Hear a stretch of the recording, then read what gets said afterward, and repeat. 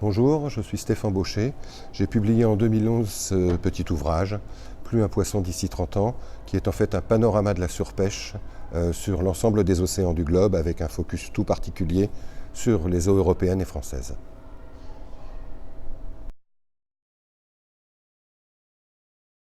Depuis 2011, donc, on a eu en décembre 2013 la réforme de la politique commune des pêches.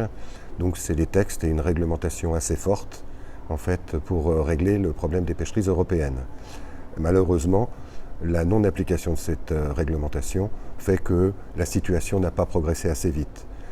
Bien sûr, les choses ont bougé. On était à 70% de stocks qui étaient surexploités au moment de la réforme de la PCP en 2013. On est maintenant à 41% des stocks qui sont surexploités. Donc il y a eu du progrès, mais ça ne progresse pas assez vite.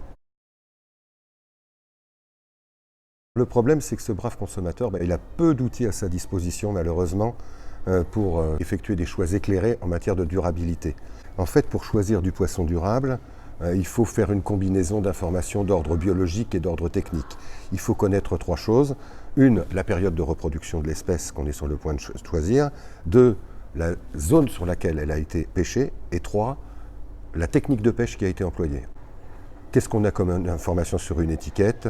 On connaît le nom de l'espèce du poisson et en général, on a l'indication Atlantique Nord-Est. Atlantique Nord-Est, ça commence aux Açores et ça se finit au Groenland. Donc on ne sait pas si son poisson a été pêché au large de la Bretagne, dans le golfe de Gascogne ou au large de l'Écosse.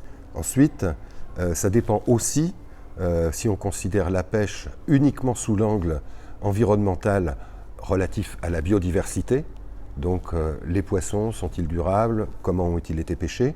Ou si on la resitue en fait dans un contexte plus global, avec des questions environnementales beaucoup plus larges.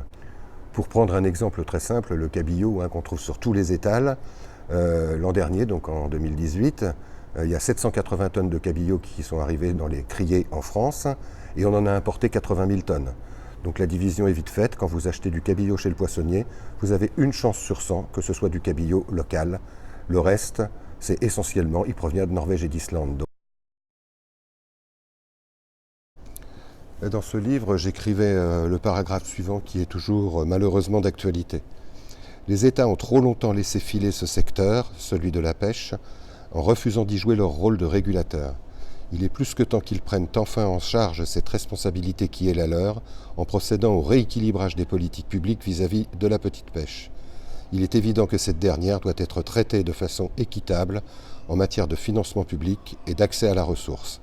Parallèlement, le fait que la grande pêche bénéficie de trop d'argent public ne fait pas l'ombre d'un doute. Et on en est toujours là, malheureusement.